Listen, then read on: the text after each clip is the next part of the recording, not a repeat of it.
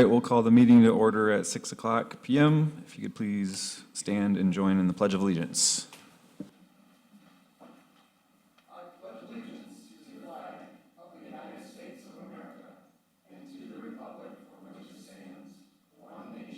Under God, indivisible, with liberty and justice for all. Thank you.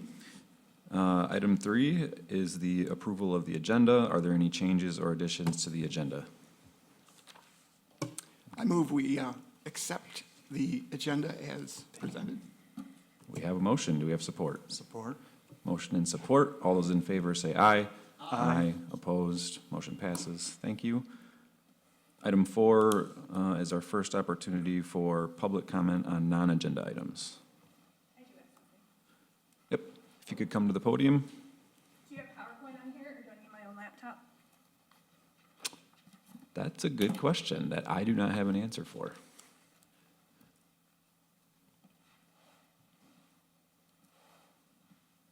And just as a reminder, we are limited to 4 minutes. I have a backup if I run out of time. Okay.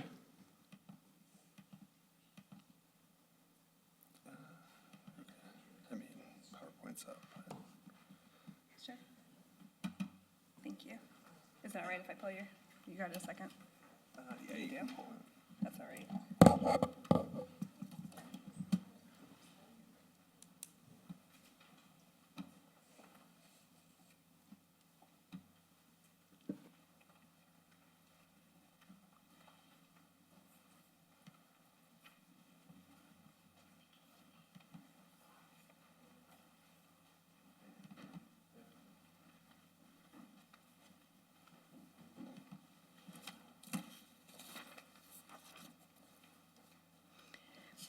Hi, I am an Oshtemo resident, an Oshtemo business owner, and a farmer in Oshtemo. This will be my third time speaking on the battery energy storage systems, also known as BESS, in front of the Oshtemo boards. I would highly recommend taking a look at facts and real-life accounts with BESS. BESS significant risk to Oshtemo, extreme fire hazard, toxic environmental containment, increased risk of health issues, light and noise pollution, depreciating property values, decreased property tax revenue, risk of being uninsurable, target for cyber and terrorist attacks, decommissioning issues, and also weather-related incidents. Developers admit this is a new technology, but they won't admit this is a dangerous technology, with much work and testing to be done. There are currently 806 BESS systems in full operation in the U.S. There have been over 141 BESS incidents reported as of 2024. Developers are being contracted by utilities to work as quickly as possible to get ordinances cleared up to break ground on BESS before the end of 2025 to take advantage of up to 50% stacked tax credits and 80% loan guarantees, all courtesy of taxpayers. Towns across the U.S. are watching the growing number of incidents with BESS, and they're seeing the devastation, the groundwater poisoning, and the millions spent by towns for cleanup. When things go awry, residents and townships have to clean up things as developers are long gone, and millions are wasted in legal fees trying to pin down a responsible party. Fires at substation battery energy storage systems cause extensive damage after battery cells overheat. Firefighters struggle to contain a blaze because the extreme heat and challenges of fighting fires in the tightly packed battery units is nearly impossible. The 2024 BESS fire in California took 3 days to put out and 3 days of evacuations of residents within a 1.5 mile radius due to toxic fumes. A year later, zero cleanup has occurred, and they expect years for cleanup because of unstable batteries still on site. In 2019, an unexpected explosion of batteries on fire in Arizona injured 8 firefighters. Developers insist batteries are safer now, and that's a nice answer to sales objections. However, 2024 global factory inspections revealed the opposite, a sharp increase in defects. System-level defects jumped from 48% to 72% in a single year as they race to get enough of these made to go into sites in the United States. All of us know that batteries cannot simply be shut down when they are charged. They have to be discharged, which is not done with the flip of the switch, and it certainly cannot happen when instability is already present. This is a map of where the Oshtemo BESS and solar field is being pushed for. It will have an impact on both Oshtemo and Almena residents. The land is owned by an out-of-state realtor that specializes in exactly this. The farmland was purchased at a high premium and rumored to be the future home of a large solar farm as well. The state utility ITC's developer partners have been working hard on Almena neighbors around us to lease their land too, just in case it can't get through Oshtemo. Every resident in this circle is a direct stakeholder and resides in a sensitive receptor site. Not to mention that every resident of Oshtemo will be on the hook for Superfund cleanup. Study after study done, legislators, the EPA, FEMA, and all made it clear to keep BESS away from sensitive receptor sites, specifically those that include schools, daycares, and homes. Every home in this circle is now stuck and can be sued if they try to sell their home to escape the risks of BESS. We understand our planning department has already started an ordinance drafting to help bring BESS to Oshtemo. The Comstock BESS project is all over the news right now. It's clear there is an inherent risk to residents, and they are working to put at least a mile distance buffer around residents. Ordinance should never be created specifically to assist a developer, but only for the best interest and mission of the township. Creating a special zone or district for a developer is also illegal. BESS are industrial. Your time is up. Sorry. I saved the best for you, just those two. Battery energy storages systems are industrial in every way. They are not homes. They do not create a quiet and peaceful living environment. They belong in industrial zones only. The State Utility Commission has decided that no ordinance is an open door for BESS. So yes, an ordinance must be developed, but Oshtemo easily keeps residents safe by keeping BESS where it belongs, in industrial zones.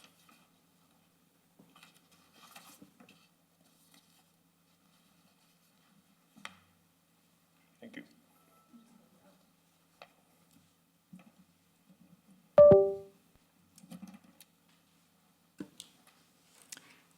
Any other public comment on non-agenda items tonight? Please come to the podium. I'm a resident of Oshtemo Township. I've been a resident for 30-plus years. And same thing, this whole battery storage facility has just come to light. And I've been a realtor for a long time in the area. And in looking at realtors' national studies and everything like that, there are more and more articles coming up on the dangers or states and counties, also municipalities or where like this is looking to ban the existence of the battery plants. A lot has to do with safety from the standpoint and also from the standpoint of the environment. I know everybody's aware of the KL Avenue landfill situation and everything like that. And if something like this battery plant goes into process and everything and has a disaster like that, I look at it as a great liability to Oshtemo Township, the taxpayers, out there, and also an environmental problem, could be groundwater contamination, et cetera, like that. I just look for it to be a major disaster if something happens. I'm not an engineer or anything like that, so I don't understand the whole concept or whatever like that, but on the surface of what I'm reading on a national basis, I just look at it as a very dangerous situation to go through. Even from your standpoint, I don't know how many of you people out there would like to live next to one of these places. I'd be concerned about the environment, also the safety of my family, my children and everything like that. I want them to go to bed at night and wake back up versus having some kind of toxin in the air, et cetera, like that. I just am appalled to hear about this situation, on that. Recently, you've heard about the stuff that's going on in Comstock Township and everything like that. And I don't know how much you've been paying attention to that news and everything like that. But the last article I saw is that they were going to disallow the battery plant be placed in their township up there. So I'd like you to consider it and decline whatever it is. I mean, I think the people that are behind this are looking for a profit, and I just don't think it's going to be beneficial to the township at all. The other thing is, I don't see where it might fit into the master planning program that Oshtemo Township has either.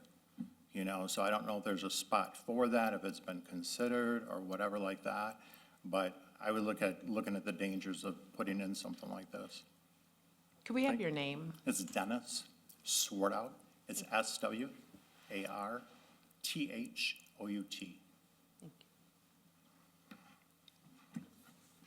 Thanks. Thank you. Any other public comment on non-agenda items tonight? Okay. Move on to item 5, approval of the minutes from June 12, 2025, and August 14, 2025. Any changes, or we'll entertain a motion to approve the minutes as submitted? Motion to approve the minutes as submitted. We have a motion and support. All those in favor say aye. Aye. Opposed? Motion passes. Thank you. Item 6, special exception use, Little Pistol Farms, Category 2 agritourism.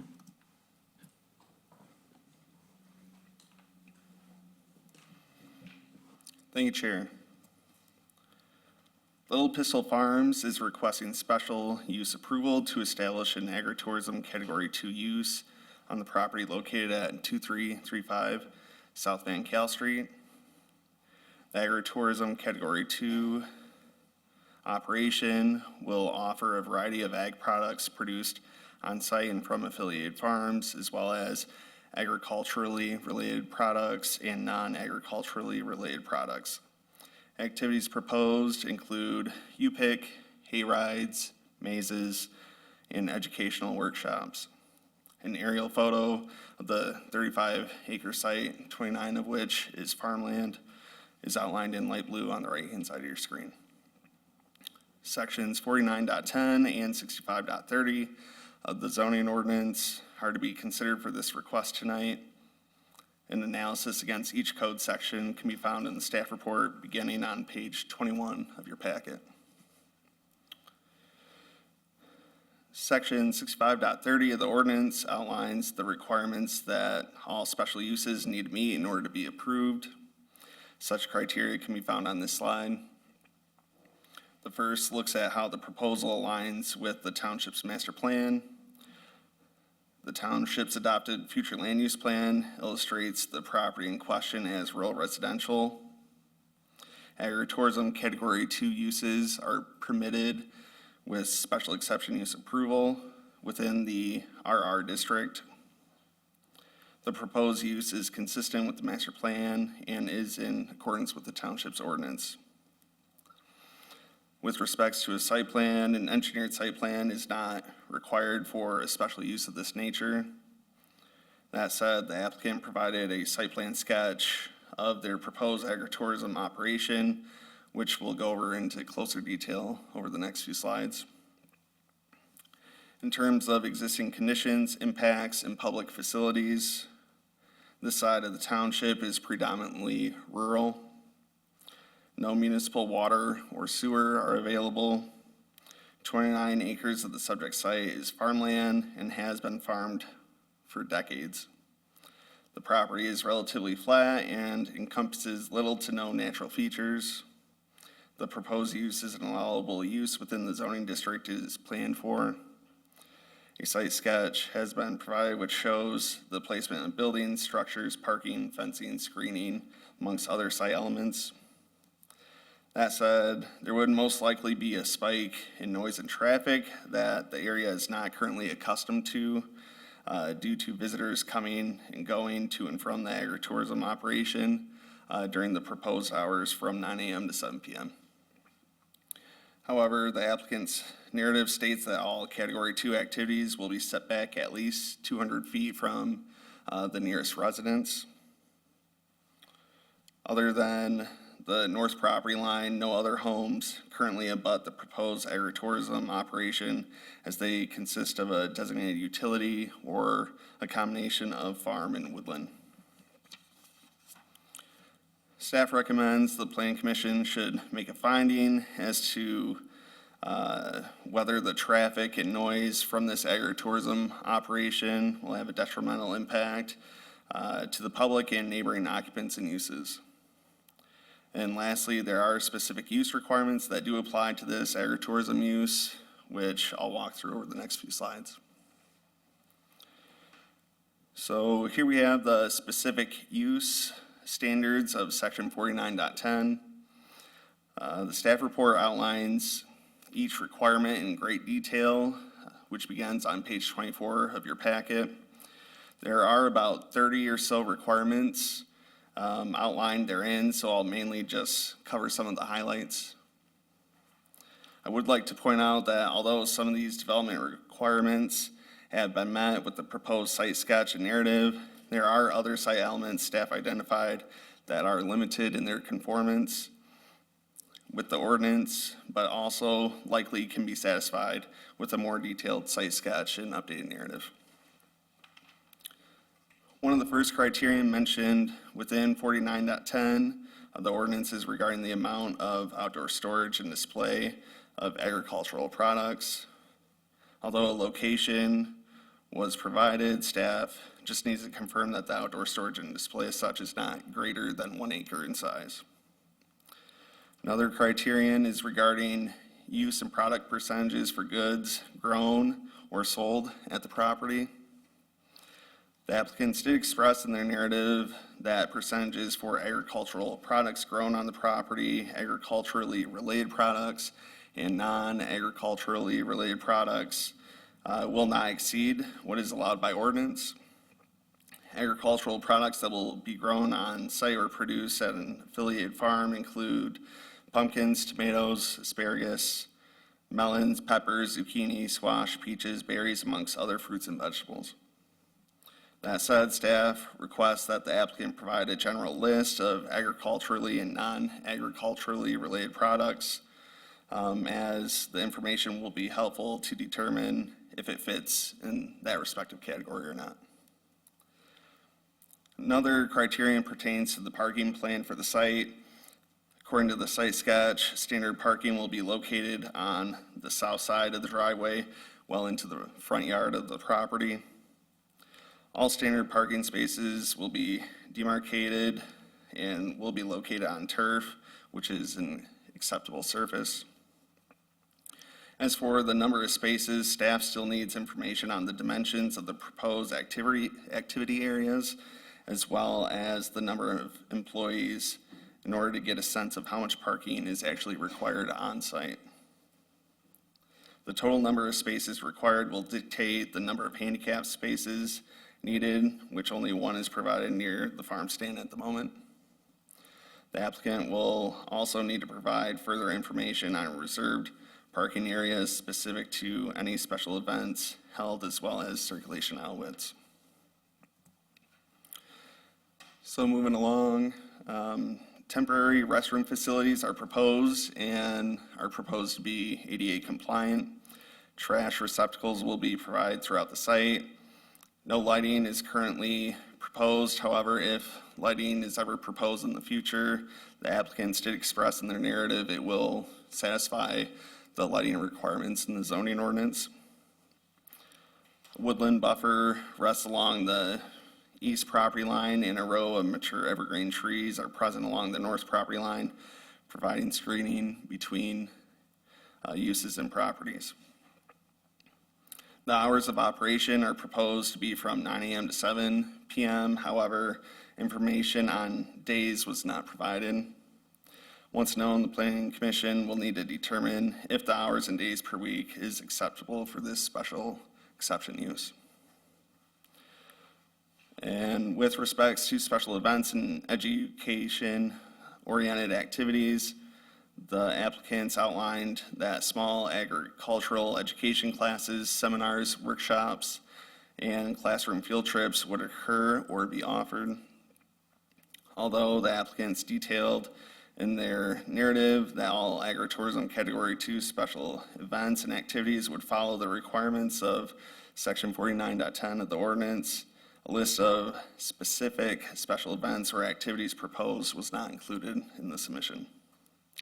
Staff is unable to confirm if the number of events per 12-month period would be in conformance with code requirements.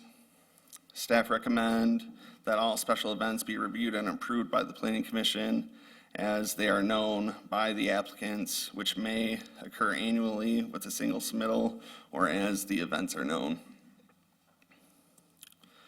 So recommendation, the Planning Commission may approve with recommended changes, or deny the special use request.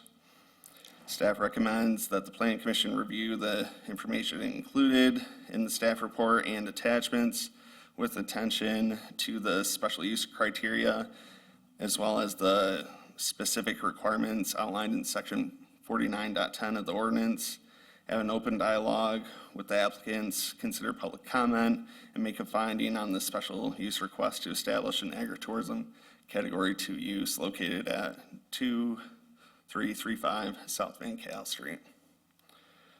If the Planning Commission finds that the special use request is supported, staff recommend that the conditions outlined in the report from staff attached to the approval, in addition to adding a stipulation that the applicant secure approval from the Road Commission of Kalamazoo County for their driveway since the use on site is changing. Thank you. Thanks, Colton. Should we have the applicant come up?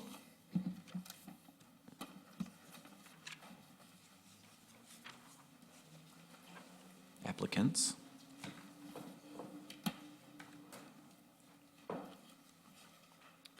Any questions for the applicants from the Planning Commission to begin with?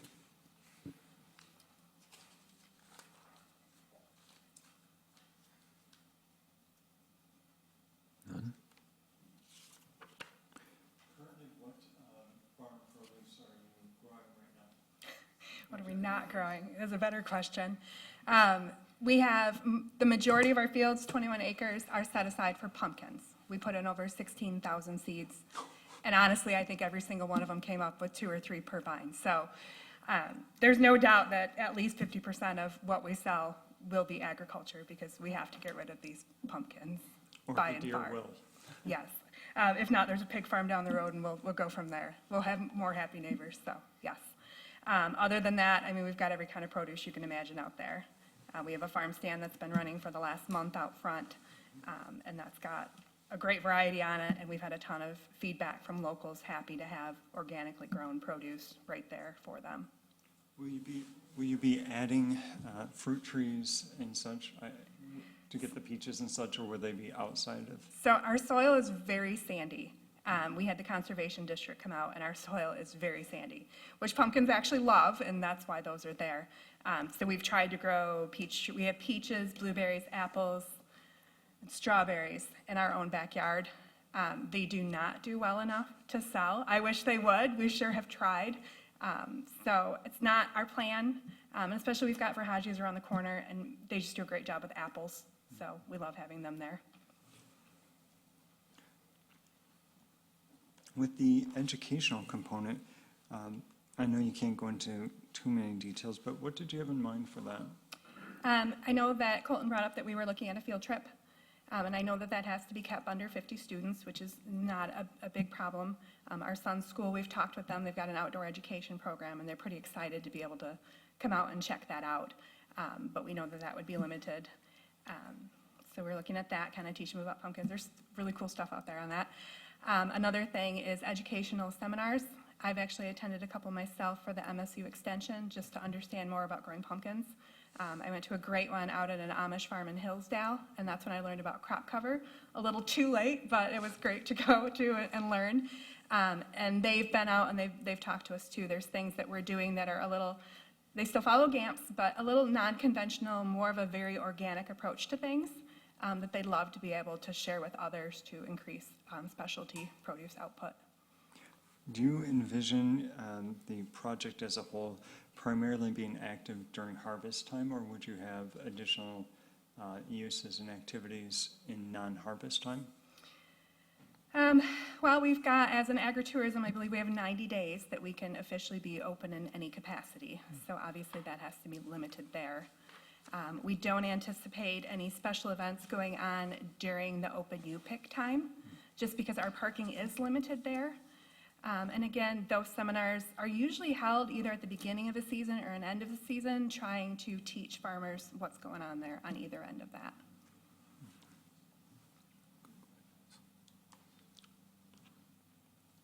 Excellent.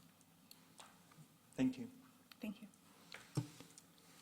I wonder if you could address the number of days in the week. I understand the 90 days Sure. total. What was your plan for being available, I guess? Well, we both work full-time, and this is kind of our second full-time job at this point. So The open U-Pick and the entertainment activities, we're really looking at focusing those on the weekend, just because that's when families will be out, that's when we can be out and help with the fields, that's when our other friends and family can be out and kind of help with all of that there. But we also don't want to kind of back ourselves into a corner. If I end up with a Girl Scout troop that wants to come out and maybe do a U-Pick and a little educational thing, 10 girls out there learning, and that's on a Tuesday afternoon because that's when they meet, I don't want to get stuck in that corner by saying, oh, it's only Friday through Sunday. So that's where that comes from, trying to keep that kind of fluid. Also, sometimes Halloween falls on a Thursday, and the local schools will have Thursday and Friday canceled, and so being able to be open on that Thursday night right there before Halloween, some years would be very beneficial. No matter what, we will close down at 7. We don't have lights out in the field. We have no intention of having lights out in the field, so we don't intend for that to be an issue with keeping the neighbors up or anything like that. And our neighbor is here, that is the one that would be mainly impacted by this, and he's given us a blessing, so, Thank you. thank you. They're not required to have any certain hours of operation, correct? It just is up to us to think whether we think it's appropriate.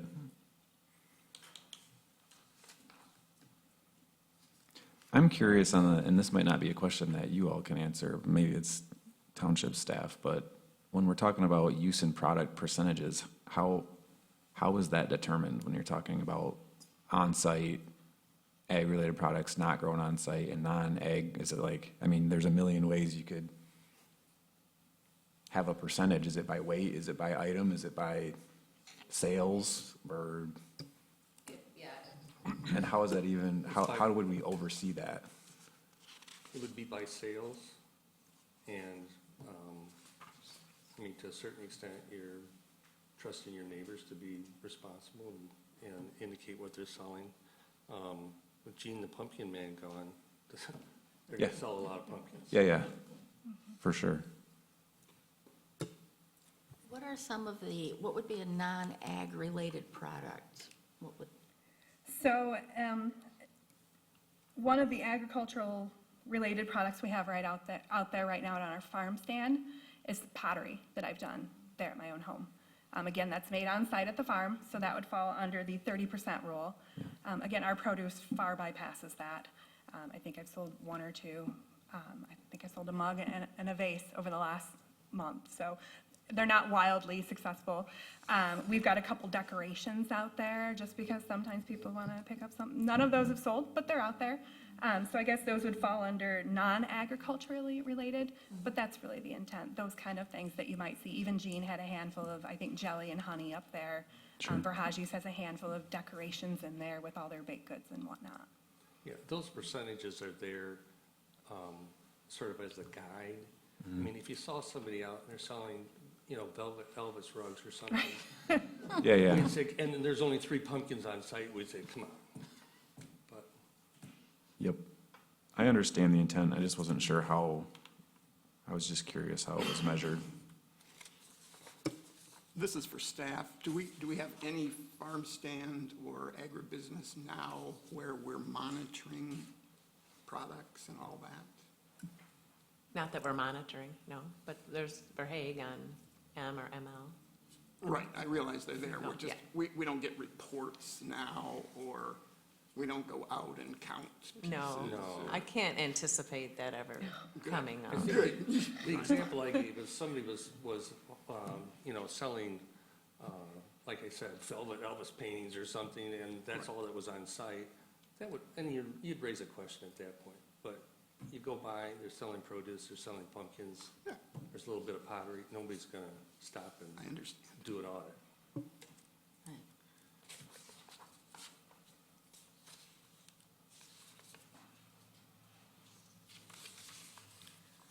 Do we need to go through and address the requirements that are not satisfied? Well, I think that what Colton said is they've listed on page 20, or 32, if we do approve it, it would be, there's a list of with conditions that address all the requirements that aren't met yet. Okay. That way staff can work out any issues that are remaining. Yep. I did want to mention, the road commission did come out And they did look over our site, and we do have approval of that. I can forward the email that they sent, assuring that our site was fine. That's not a surprise considering the road and your property is about as flat as a runway. Yeah, I think they were specifically looking at the drive. There was mention it might be commercial, but yeah, they came out and checked it all out. So I do have that I can email over to the planning commission.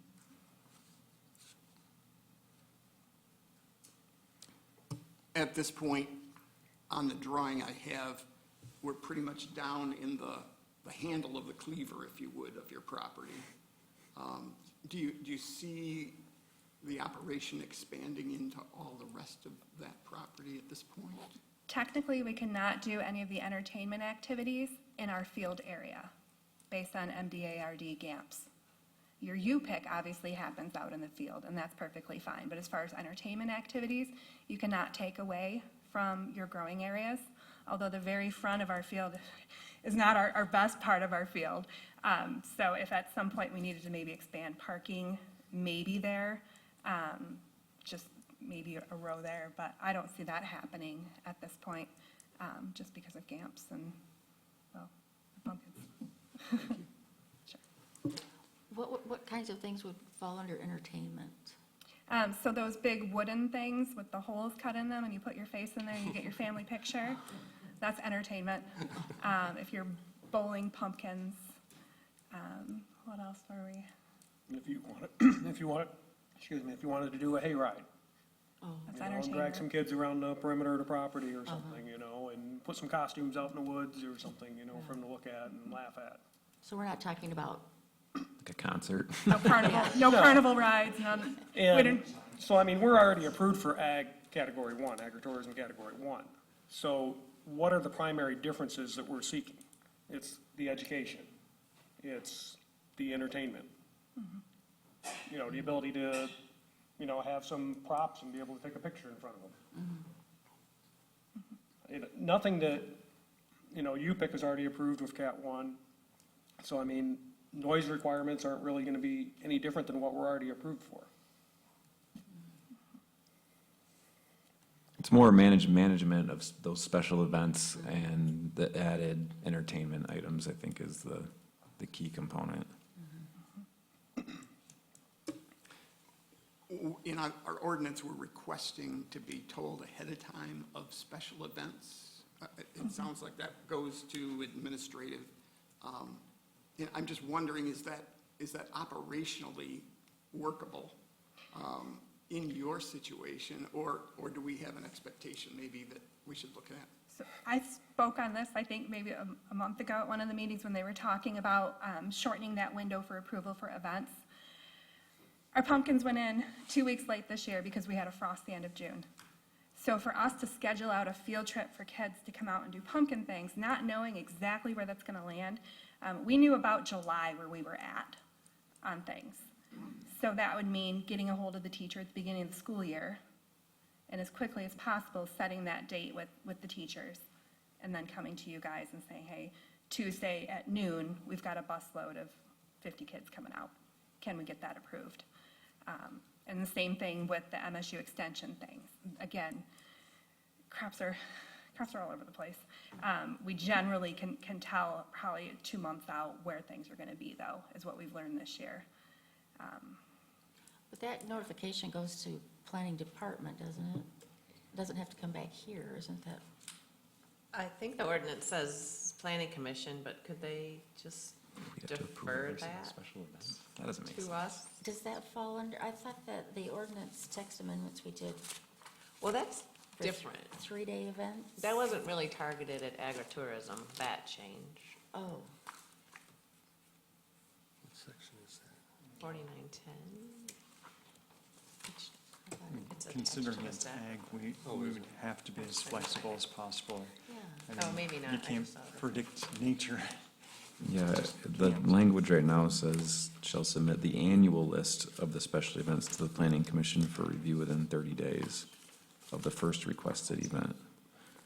But could it be broad enough that in September we'll have preschool groups out? I think it could, and then we could say, all right, if we know there's a conflict sometime in September or something, for some reason, we could just address it then. I think you have to be as generous as possible with ag.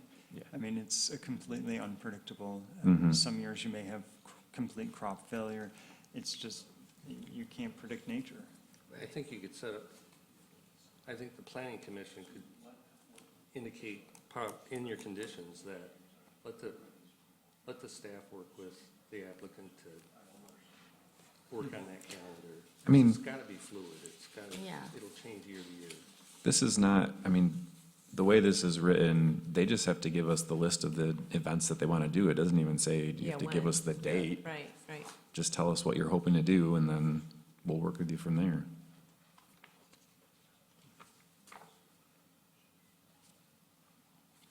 But Jim, you're saying one of the conditions of approval could be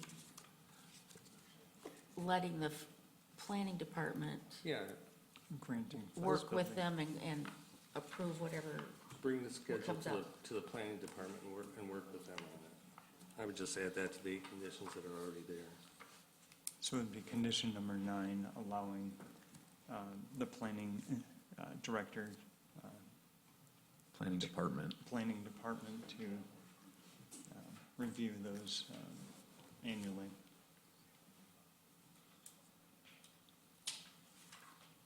Is that specific enough for you, Jody? Yeah. I mean, the more flexible, the better, better. just given the nature of Yeah. the industry.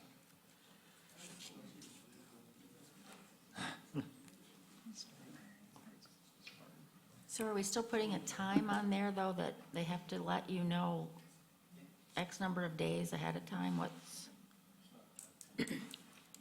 I mean, if they want to do an event for Halloween, do they need to contact you once they know how many pumpkins they have, or?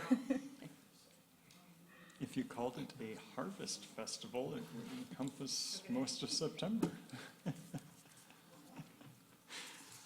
I'm sure we can work out something without emailing each other 3 times a week. Okay. I would just keep it open and flexible, just say, allow the planning department to work with the applicant to arrange the activity schedule.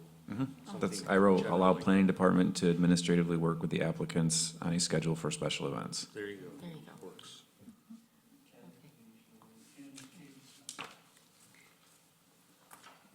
Okay, any more questions?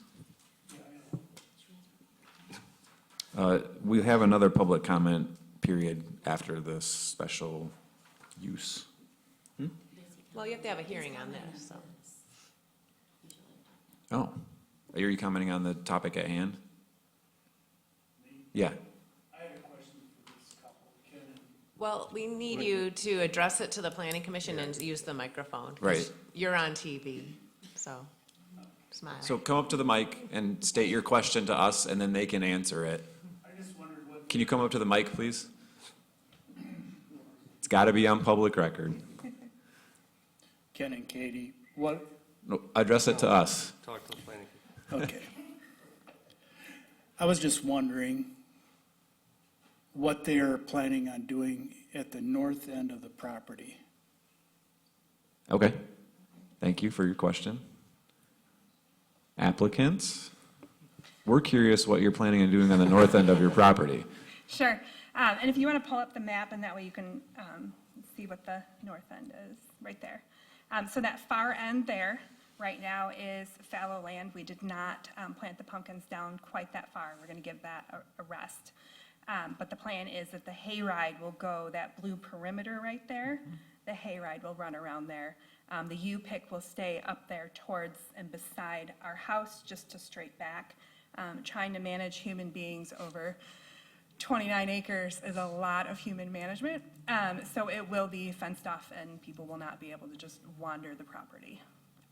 What is fallow land? There is nothing planted there. We're actually putting in some basilicas and such to regenerate the land. Sorry, I've spent way too much time in classes. But just to regenerate the land, let it get some nutrients back, break it up a little bit for the year. It's actually a rest year for quite a few other properties in the area right now.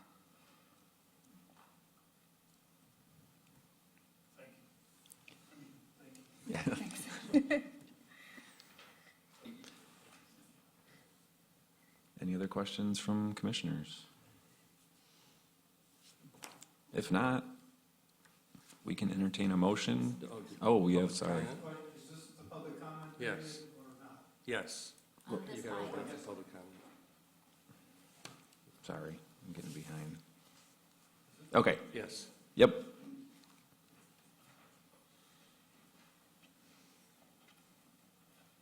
My name's Gary DeBryan. I own the property just east of the cornfield, or the big field there. Three questions. One, the natural barrier that exists between the cornfield or the old cornfield and the property line, is that going to be touched? My main concern is public access to my property, people wandering around. So that's question number one. Question number two, I didn't know whether, I couldn't hear if they said there was going to be a corn maze or not, but where would that maze be? Where would the people be walking around? And the third question is for you guys, if in the future they decide to expand their activities and push things to the property line, is there an approval process for that where we would have a chance to say our part like we're doing here? So those are the three questions. Okay, thank you. So screening, property to the east. I would recommend we take all public comment and then ask the applicants to address the questions they hear. That's fine, I'm just trying to write them down so I Okay. don't forget the questions. Corn maze, and then future expansion.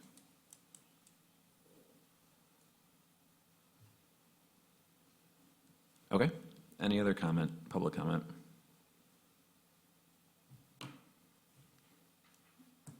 That was it? Okay. If the applicants could come back up. So wondering about screening, sort of any sort of barriers for, on the east side of the property. We have no intentions of removing that tree line there. I mean, like any property, you have to do your normal spring cleanup and take care of overgrowth and things of that nature, but we have no intentions of removing it. But there's also no intentions of putting up any sort of permanent barrier, like a fence or anything like that at this point in time.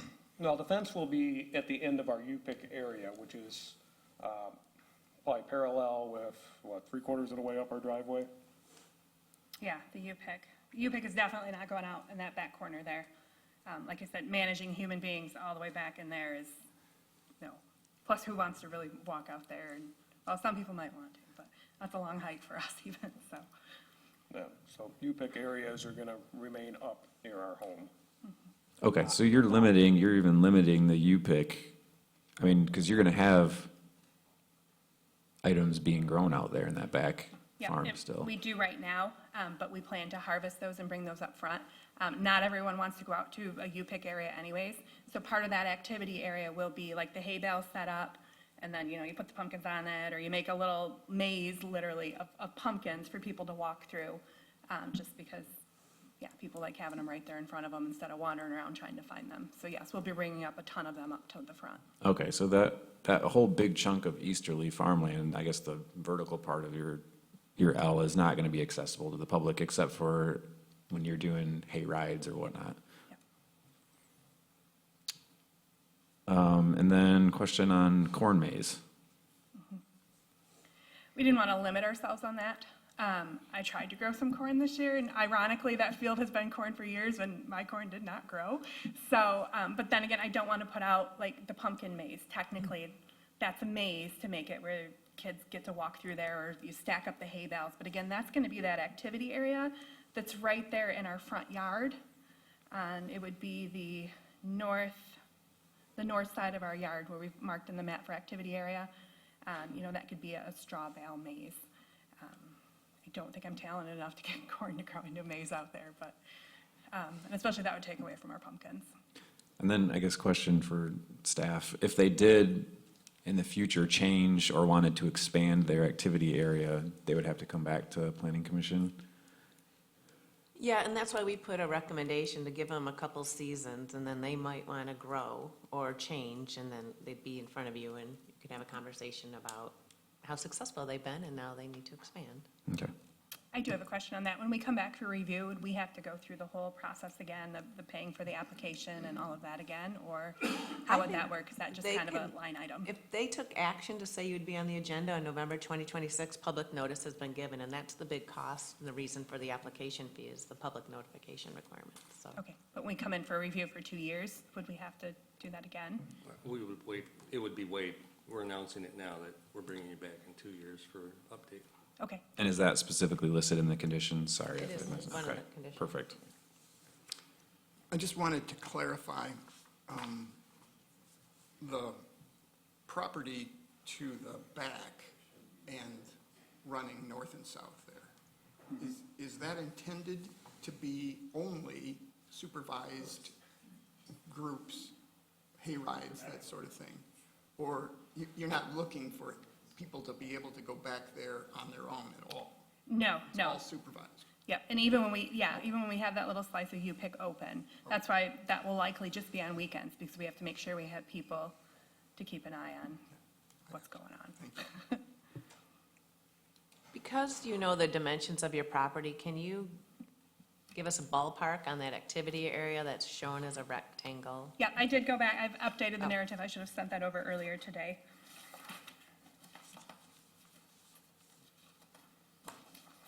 So that activity area that's outlined there, we went out and marked that off today. That is 250 feet wide by 65 deep. That breaks down to 16,250 square feet, or 0.4 acres. That's well under the 1 acre limit that we're given for activity areas. One of your other items on there was the outdoor storage question. And we did mark off our backyard. Our entire backyard is 0.9 acres. We understand that we're limited to a space of 1 acre for storage.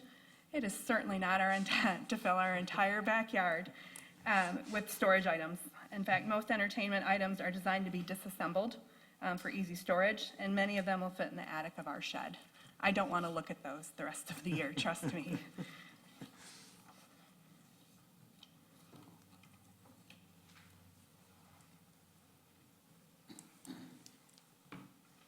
Okay. We've had our public comment. We've answered all the questions. I think we're ready for a motion to either approve with conditions, or deny the special use permit. I'll make the motion to approve with conditions, with the conditions listed and those discussed during the meeting. Is that adequate? Yes. I'll support. All right, we have a motion and support. Any further discussion? All those in favor, say aye. Aye. Opposed? Motion passes. Thank you. I have one question. Yeah. Will the great pumpkin be there? So, yes, and we're about to make that announcement online. We started out with 10 of those Dill's gigantic pumpkins. I currently have 7 of those that the kids help me daily out there feed, literally. They're the massive ones. We have 2 that are pushing the size of their pallet. I have no idea how much they weigh yet. When we harvest them, Ken will get them on one of the truck scales and we'll find out how big they are. But yes, we have the 3 Stooges and the Brady Bunch. And if you follow us on social media, that announcement is coming very, very soon. I have one more comment. I just want to say thank you, because this is a township that's rapidly changing, and this honors, respects, and draws attention to the agricultural side, which doesn't necessarily get the attention as we grow. So I like the fact that you are doing something that will allow people to see how we get our food, interact with that, and respect the agricultural side and our agricultural heritage in the area. So thank you. I appreciate you coming forward with something like this. Here, here. Thank you for your support. Thank you. All right, this is our second opportunity for public comment. on, I guess, non-agenda or agenda items?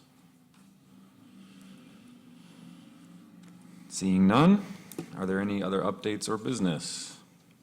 I want to remind you of the joint meeting on September 23rd at the Township Board meeting. We will have the planning consultant from Progressive AE giving a high-level presentation on the 2045 Comprehensive Master Plan and the Master Streets Plan, which is a companion document to the master plan. And since this item sailed through tonight without being tabled, I'd like to entertain the idea of canceling your next meeting, which would be September 11th. I like that idea. Do we have to vote on it? Sometimes we do. A motion? Sometimes we do, and sometimes it gets done administratively. I'll Behind the make a motion to cancel our meeting scheduled for September 11th. Support. All right, all those in favor say aye. Aye. Opposed, motion passes. Great. Okay, Are we almost done? we are, yeah. A little bird told me that today is Jody's birthday. So happy birthday, Jody. Thank you. Happy birthday. Thank you. It's not my first birthday I've sat on this dais, so nobody feel bad for me. It comes with the job. All right, with that, we are adjourned at 6:52. Thank you, everyone. Did we have any beer in here tonight? That's warm.